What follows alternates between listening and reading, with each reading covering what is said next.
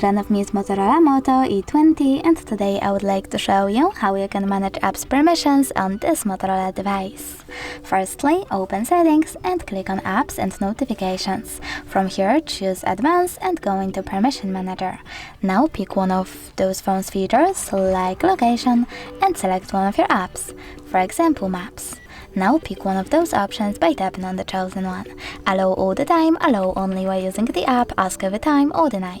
I will go with allow all the time, so now when I go back, I can see that Maps gained access to this device location. But you can always just click on one of your apps, select See all Maps permissions over here, and manage all of them for this app from here.